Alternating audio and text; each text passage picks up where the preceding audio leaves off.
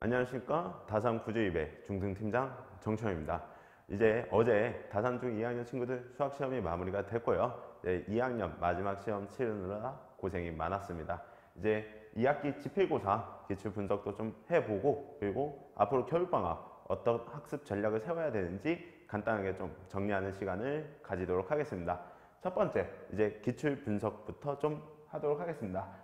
선택형 24문항이 출제가 되었고요. 범위는 도형의 닮음부터 피타고라스까지였고, 교과서하고 프린트 출제 비율이 70% 정도밖에 나오진 않았습니다. 도형의 단원 특성상 똑같은 그림이 그대로 출제가 되는 것은 좀 많이 드물기 때문에 출제 비율이 좀 하락이 됐고요. 그래서 조금 더 자세하게 기출문항을 본다면 닮음 15문제, 피타고라스 9문제가 출제가 되었고, 중상 문제가 4문제가 출제가 되었을 정도로 조금 체감 난이도가 심하지 않았을까 싶습니다.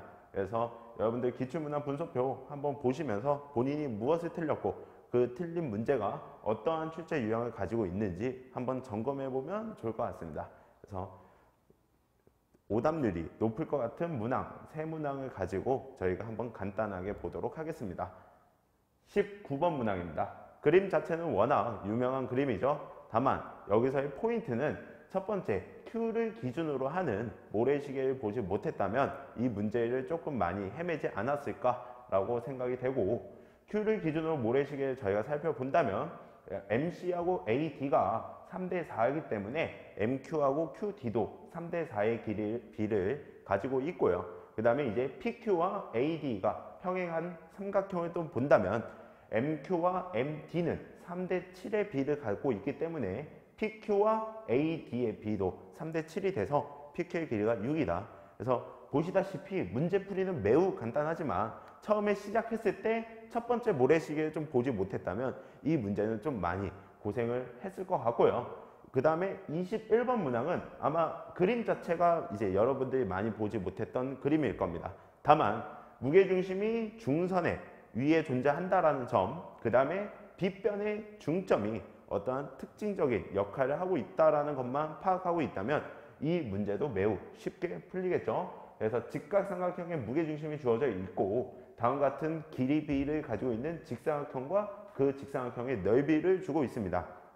그러면 G를 지나는 무게중심을 우리가 G를 지나는 중선을 하나 그려줬을 때 GD하고 DC가 3대 4이기 때문에 GD와 DC를 3K, 4K로 좀 설정을 하고 넓이와 관련된 조건을 활용한다면 K 값이 2인 것까지 나올 겁니다. 그래서 GC의 길이는 우리가 10인 걸 알 수 있고요. 여기서 포인트는 이 빗변의 중점 M이 직각삼각형의 외심이 되기 때문에 AM과 BM 그리고 CM의 길이가 전부 다 같다. 이 조건을 활용해 준다면 이 성질을 활용한다면 AB의 길이는 CM의 2배가 될 것이니 우리가 전체 길이는 30이다. 매우 쉽게 문제가 풀릴 수 있음을 알 수 있습니다.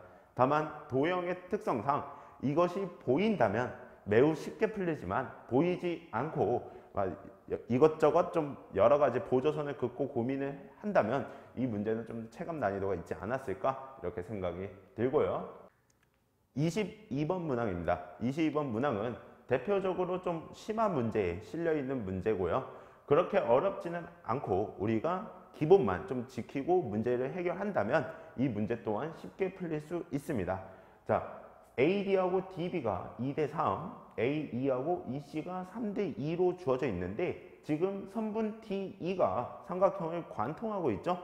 그래서 삼각형을 관통하는 선분이 주어졌을 때는 선생님이 그 선분을 좀 연장해서 밑변과 평행한 모래시계를 만들어 주자. 그리고 현재 점 D와 점 E가 있으니 그 점들을 기준으로 두 개의 모래시계를 좀 살펴본다면 이 문제도 매우 쉽게 풀릴 겁니다. 그래서 E를 기준으로 먼저 모래시계를 살펴본다면 AE와 EC가 3대 2이기 때문에 AP와 CF의 길이를 각각 3A와 2A로 좀 산정을 하고, 그 다음에 D를 기준으로 우리가 또 다른 모래시계를 본다면 AD와 DB가 2대 3으로 주어져 있기 때문에 AP와 BF도 2대 3이 되겠죠.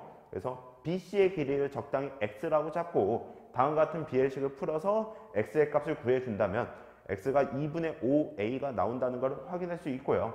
그렇다면 BC하고 EF의 기립비는 5대 4가 되겠죠. 그래서 정답은 5분의 4가 되지 않을까라고 생각이 됩니다. 자, 그러면 이번 시험 총평을 한번 보도록 하겠습니다.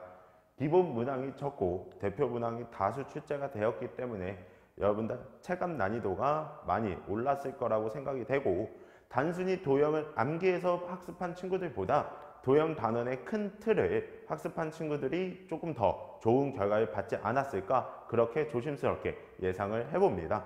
그리고 다산중학교 선생님들이 여전히 좋은 문제들을 다수 출제해 주시면서 시험지가 좋은 시험이 만들어졌고, 그 예비중 2학년 친구들에게 좀 내년에 활용하기에 좋은 기출문제가 되지 않았을까. 그래서 예비중 2학년 친구들은 기출문제를 좀 필수적으로 공부할 준비를 하셨으면 좋겠습니다.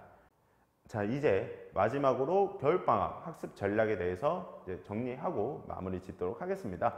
이번에 겨울방학 학습 전략은 선행학습을 진행하지 않은 친구들과 선행학습을 진행한 친구들 대상으로 두 가지 학습 전략을 준비해 왔고요. 일단 첫 번째로 선행학습을 진행하지 않아서 이번 겨울방학 때 처음으로 중학교 3학년 수학을 하시는 친구들은, 중학교 3학년 수학은 고등수학의 기초가 됩니다. 기초를 다지는 시간이기 때문에 절대로 헛된 시간이 아니라는 점 명심해 주시고, 욕심내지 마시고 차분하게 학습해 주시면 돼요. 기초 개념부터 심화 학습까지 좀 두루두루 필수적으로 연습을 해 주시면 되고, 학기 중에는 여유가 없을 겁니다. 학기 중에는 매우 바쁠 거기 때문에 겨울방학 이용해서 내신 유형까지 학습을 해준다면 학기 중에 조금 더 여유 있게 보내지 않을까라고 선생님 생각을 하고요. 그 다음에 선행학습을 해서 고등수학을 학습하고 있는 친구들은 고등수학 상으로 충분히 3-1 과정은 연습이 됩니다. 그래서 특전 내신 유형은 내신 대비 기간에 또 연습하면 되니까 너무 크게 걱정하지 마시고 현재 선행학습을 그대로 좀 유지해서 겨울방학 동안 학습을 해주시면 될 것 같아요. 그래서 선행학습에서 자연스럽게 반복적으로 고등수학 상위 연습이 될 것이니까 크게 걱정 안 하셔도 됩니다. 다만 이것은 좀 조심해 주시면 좋을 것 같아요. 너무 현행을 배제하고 선행학습에만 올인하시는 친구들이 있는데, 그 부분을 여러분들 좀 조심해 주시고 현행과 선행을 확실히 구분 지어 현행학습까지 좀 병행한다면 좋은 겨울방학이 되지 않을까라고 생각이 됩니다. 이제는 겨울방학입니다. 여러분들 겨울방학 동안 열심히 공부하실 텐데, 겨울방학의 기적 우리 구주입에서 같이 만들어 보자고요. 그래서 그러면 여러분들 구주입에서 만나는 날 제가 기다리고 있겠습니다. 감사합니다.